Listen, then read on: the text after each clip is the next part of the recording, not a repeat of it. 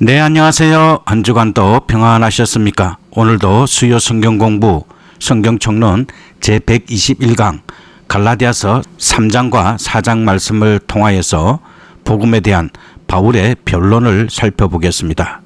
사도 바울은 이제 복음을 본격적으로 변호하기 시작합니다. 그는 갈라디아 교회의 상황을 깊이 고려하며 거짓 교사들의 가르침인 율법과 자신이 전한 복음을 명확히 비교하며 설명합니다. 특히 바울이 전하는 복음은 역사적 예수에 대한 일반적인 설명이 아니라 십자가에 못 박히신 예수 그리스도에 대한 특별한 선언입니다. 이러한 예수님의 대속적 은혜는 언제까지나 생생하고 정당하게 적용되는 것입니다. 첫 번째로 갈라디아 3장을 통하여서 율법과 그리스도에 대해서 살펴보겠습니다. 갈라디아서 3장에서 바울은 세 가지 핵심 요소를 통해 복음을 변호합니다.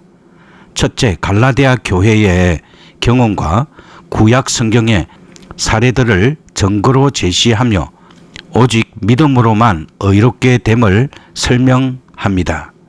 둘째, 율법과 언약의 관계 속에서 복음을 설명하고 셋째, 율법의 역할과 기능을 설명하면서 믿음과의 연관성을 통해 복음을 변호합니다.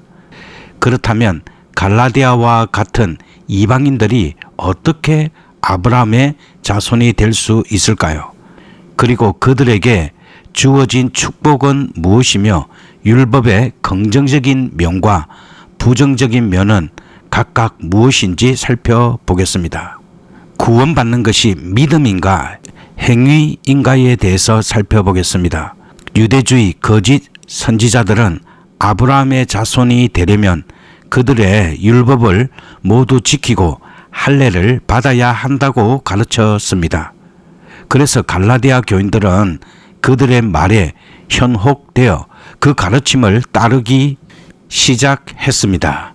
그러나 바울은 이러한 어리석음을 꾸짖으며 아브라함의 자손은 오직 믿음으로 이루어진 자손임을 강조합니다. 참고 성경 구절은 갈라디아서 3장 6절에서 9절 말씀입니다. 바울은 창세기 12장 3절을 인용하여 아브라함의 자녀는 육체적인 혈통이 아닌 영적인 후사임을 말합니다. 특히 창세기 22장 17절에 아브라함의 씨를 통해 그의 자손들이 넘쳐나리라는 약속이 그리스도에 의해 성취되었다는 점을 갈라디아서 3장 16절에서 밝히고 있습니다. 그리고 이 약속의 땅의 축복은 이스라엘에게만 국한되지 않고 그리스도 안에 있는 모든 자에게 주어지는 영원한 기업입니다. 율법은 인간이 그것을 완전히 준수할 수 없음을 드러냄으로써 복음의 필요성을 깨닫게 합니다. 따라서 율법은 마치 몽학 선생처럼 우리의 행위들을 지적해 줌으로써 우리가 하나님을 더욱 의지하게 만듭니다. 그리고 이제 자유하는 신앙에 대해서 살펴보겠습니다. 우리는 율법 아래 있는 사람들과 그리스도 안에 있는 사람들의 모습을 살펴보았습니다. 만일 우리가 율법 아래로 돌아가려 한다면 우리의 삶은 다시 율법에 얽매이게 될 것입니다. 그러나 우리가 그리스도 안에 있으면 우리는 진정으로 자유롭게 됩니다. 몽학 선생의 정죄와 훈계 아래 있는 한 자유로운 신앙을 기대할 수는 없습니다. 우리는 하루빨리 그리스도를 온전히 의지하는 삶을 경험해야 할 것입니다. 그리고 두 번째로는 갈라디아서 4장 1절에서 11절 말씀을 통하여서 종과 자녀에 대해서 살펴보겠습니다. 이제 바울은 3장의 설명을 바탕으로 율법 아래 있는 모습과 그리스도 안에 있는 모습을 대조하며 그리스도인의 삶이 어떠해야 할지를 주장합니다. 그렇다면 율법 아래 있는 인간의 상태는 어떠하며 그리스도를 통해 변화된 우리의 신분은 어떠하며 그들에게 주어지는 축복은 무엇인지 살펴보겠습니다. 그리스도 안에서 변화된 신분에 대해서 살펴보겠습니다. 바울은 율법을 초등 학문으로도 묘사합니다. 초등 학문은 그리스어로 스토이케이아인데 이는 원리라는 의미와 함께 초보적인 것을 뜻합니다. 그러므로 그 아래에 있는 사람들은 어린아이 또는 미성숙한 상속자와 같습니다. 그들은 후견인이나 청지기 아래 맡겨져 있으며 마치 상속자임에도 불구하고 인격과 재산 관리에 제약을 받습니다. 이들은 사실상 주인의 신분임에도 불구하고 자유가 없는 상태입니다. 그들은 아버지의 정한 때까지 이 굴레에 묶여 있을 것입니다. 그러나 하나님께서는 때가 참에 그리스도를 통해 우리를 성숙한 아들의 신분으로 삼아 주셨습니다. 그리고 우리들은 하나님의 자녀입니다. 왜냐하면 우리를 하나님의 자녀의 신분을 갖게 하시려고 십자가에서 죽으셨기 때문입니다. 더욱이 예수님의 죽음은 죄에서의 속량뿐만 아니라 하나님의 자녀로 입양되는 효력도 가집니다. 그리고 자녀된 증거로 우리에게 성령을 보내시어 하나님을 아빠, 아버지라 부를 수 있게 하셨습니다. 그러므로 이제 하나님의 자녀가 된 이들은 다시 미성숙한 상태, 즉 율법 아래로 돌아가서는 안 됩니다. 그리고 세 번째로는 갈라디아서 4장 12절에서 31절 말씀을 통하여서 그리스도인의 신분에 대해서 살펴보겠습니다. 바울은 이삭과 이스마엘의 관계를 통해 하나님의 은혜와 인간의 공로를 대조하며 언약의 자녀들의 특성을 설명합니다. 그는 단순히 지식적인 변론을 전하는 것을 넘어 갈라디아 교인들을 향한 깊은 애정과 열정을 나타냅니다. 이 비유를 통해 바울이 말하는 언약의 백성은 누구를 지칭할까요? 그리고 이 백성이 겪는 핍박과 받게 될 축복은 무엇이며 갈라디아 교인들을 대하는 바울의 태도에서 우리는 무엇을 배울 수 있는지 살펴보겠습니다. 언약의 자녀와 목회자 바울에 대해서 살펴보겠습니다. 갈라디아서 4장 22절부터 시작되는 이 비유에는 깊은 영적인 진리가 함축되어 있습니다. 여기서 두 여인은 두 가지 계약을 상징하는데 이는 율법에 근거한 모세의 옛 계약과 그리스도께서 자신의 피로 세우신 새 언약입니다. 이 둘은 원래 상반된 관계가 아니며 모세의 계약인 율법은 새 언약인 복음으로 인도하는 안내자 역할을 합니다. 그러나 이스라엘은 인간의 의지와 노력으로 뜻을 이루려 했던 하갈과 같이 율법에 얽매여 더 발전적인 새 언약을 바라보지 못했습니다. 반면 하나님의 언약 백성은 사라가 이삭을 낳았듯이 새 언약을 받아들임으로써 이루어진 것입니다. 더욱이 이러한 약속의 자녀들은 이삭이 이스마엘에게 핍박과 조롱을 받았듯이 세상으로부터 조롱을 받게 될 것입니다. 그러나 소망 가운데 거하는 이들은 머지않아 하나님의 상속자로서 모든 영광 가운데 세상을 심판하게 될 것입니다. 그리고 이어서 목회자의 신분이 무엇인지 살펴보겠습니다. 우리는 바울의 모습 속에서 목회자의 참된 모습을 발견할 수 있습니다. 목회자는 교인들을 다스리면서 군림하는 왕의 신분이 아닙니다. 우리 교인들을 다스리는 분은 오직 우리의 영원한 왕이신 예수 그리스도이십니다. 그러므로 목회자와 교인들의 관계는 상하 관계가 아니라 동등한 관계입니다. 그래서 사도 바울은 자신이 사도임에도 불구하고 갈라디아 교인들을 형제들이라고 부르며 또한 나의 자녀들이라고 말하고 있습니다. 이처럼 사도 바울은 공동체 구성원 사이에 가족적인 태도를 가지고 있음을 알 수 있습니다. 따라서 목회자는 복음에 합당한 말씀을 전할 때에만 그 권위, 즉 하나님의 정권 대사의 권위를 가짐을 늘 인식해야 합니다. 구약의 약속이 진정으로 성취되는 것은 영적인 차원에서입니다. 이것은 오직 그리스도 안에서 믿음을 가진 그리스도의 백성 안에서 이루어집니다. 이스마엘의 종교는 하나님의 특별한 개입 없이 인간 스스로의 가능성에 구축된 종교입니다. 그러나 이삭의 종교는 은혜의 신앙입니다. 우리는 이삭처럼 오직 예수 그리스도를 통해서만 우리의 신뢰를 하나님께 두어야 합니다. 네 번째로는 갈라디아서 3장과 4장에 나타난 복음에 대한 바울의 변론을 살펴보겠습니다. 먼저 율법과 복음의 본질을 비교하여 살펴보겠습니다. 예수 그리스도께서는 인류를 구원하시기 위해 이 땅에 오셨으며 이 사역을 십자가 위에서 결정적으로 성취하셨습니다.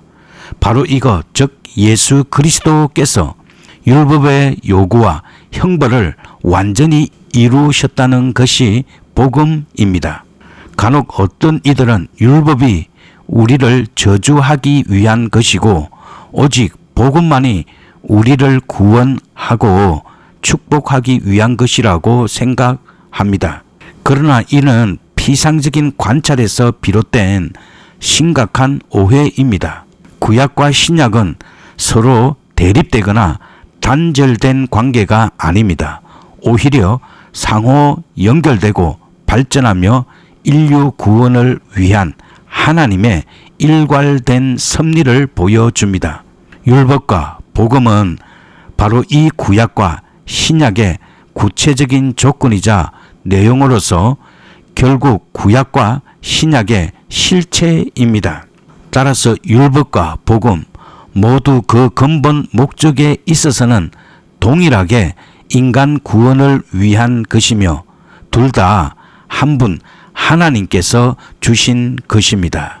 그리고 이어서 율법의 본질에 대해서 살펴보겠습니다. 율법은 모세를 통해 이스라엘 백성에게 주어졌습니다.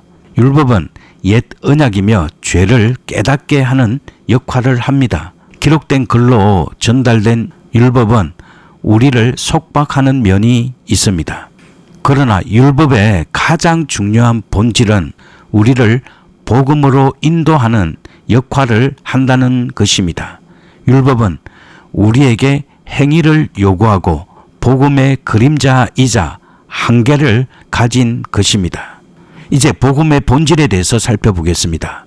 복음은 예수 그리스도를 통해 우리에게 주어졌습니다. 이것은 새 언약입니다.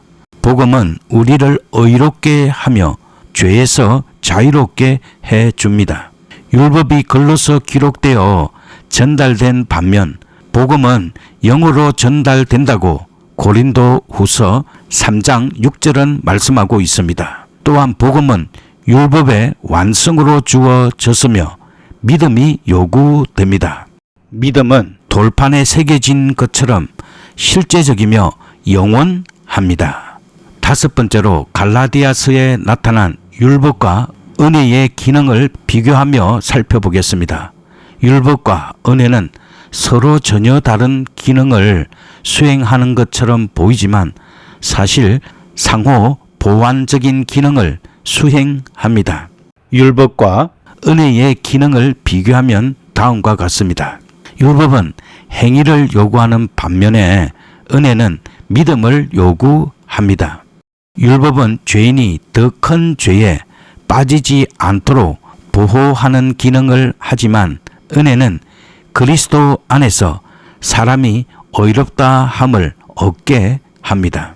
율법은 우리를 예수 그리스도에게로 인도하기는 하나 구원을 가져다 주지는 못합니다. 그러나 은혜는 우리에게 믿음으로 구원을 얻게 합니다. 율법은 죄인들로 하여금 율법의 저주를 받게 하지만 은혜는 하나님의 자녀로서 복을 누리게 해 줍니다. 끝으로 율법은 죄인들을 구속하는 몽해가 되지만 은혜는 그리스도 안에서 참된 자유를 누리게 해 줍니다. 여섯 번째로는 갈라디아서 3장 1절에서 5절 말씀을 통하여서 갈라디아인들의 영적인 어리석임에 대해서 살펴보겠습니다. 바울은 갈라디아서 1장과 2장에서 주로 자신이 전한 복음의 타당성을 자신의 사도권 변론을 통해 제시했습니다. 그러나 본문에서는 갈라디아 교인들의 잘못된 태도를 적극적으로 지적합니다. 바울이 전한 복음을 버린 갈라디아 교인들의 영적인 어리석음이 무엇을 구체적으로 가리키는지 살펴보겠습니다. 바울은 먼저 율법주의로 되돌아가는 것에 대해 지적하고 있습니다. 바울은 지금까지 자신의 사도권에 대해 소극적인 변론의 입장을 취했으나 여기서는 갈라디아 교인들의 태도에 대해 적극적으로 반박합니다. 갈라디아 교인들이 성령을 받은 것은 율법 준수에 의해서가 아니라 믿음에서 비롯된 것입니다. 그러나 그들은 유대 율법주의자들의 꾀임에 넘어가 또 다시 율법에 의존하려는 영적인 어리석음을 범하고 있었습니다. 그래서 바울은 그들의 이러한 영적 무지를 깨우쳐 주고 있었습니다. 따라서 우리는 항상 자기 반성이 필요합니다. 우리는 본질적으로 연약하여 사단에게 쉽게 넘어지기 마련입니다. 갈라디아 교인들처럼 자신들의 신앙이나 성령 체험이 오직 믿음과 하나님의 은혜에 의한 것임을 알면서도 율법에 걸려 넘어지기 쉽습니다. 그러므로 우리도 항상 사단의 유혹에 넘어가지 않도록 자기 반성의 기회를 가져야 하며 말씀에 비추어 자신의 신앙을 점검하고 성령의 인도를 끊임없이 간구하는 태도를 지녀야 합니다. 그리고 이어서 바울의 수고에 대해서 살펴보겠습니다. 사도 바울은 갈라디아 교인들이 그리스도의 형상을 이루게 하기 위해 자신의 모든 수고를 아끼지 않겠다는 고백을 갈라디아서 4장 19절에서 고백합니다. 바울은 그들의 마음속에 그리스도의 형상이 이루어짐으로써 그리스도와의 영적 일치를 가져오게 된다는 것을 알고 있었습니다. 이는 자신의 노력이나 행위로 되는 것이 아니라 성령의 내주하심으로 이루어지는 체험적인 신앙입니다. 따라서 바울은 이를 위해 마치 해산하는 것과 같은 고통스러운 수고를 아끼지 않았습니다. 이제 기도하도록 하겠습니다. 영광을 받으시기에 합당하신 하나님 아버지, 갈라디아서의 말씀을 통해 저희들을 향한 주님의 복음이 얼마나 귀한지 다시 깨닫게 됩니다. 바울이 진리를 위해 흔들림 없이 싸웠듯이 저희도 세상의 잘못된 가르침 속에서도 오직 주님의 복음만을 굳게 붙잡게 하여 주시옵소서. 율법이 아닌 믿음으로 의롭다 함을 얻는 귀한 은혜를 주셔서 감사합니다. 저희를 율법의 종이 아닌 사랑하는 자녀로 삼아 주셨으니 이제는 온전한 자유 안에서 주님을 기쁘시게 하는 삶을 살게 하여 주시옵소서. 저희의 연약함을 아시오니 성령으로 충만하게 하사 그리스도의 사랑과 법으로 서로 섬기게 하시고 저희의 모든 발걸음이 주님의 영광을 드러내는 통로가 되게 하여 주시옵소서. 우리 주 예수 그리스도의 이름으로 기도합니다. 아멘.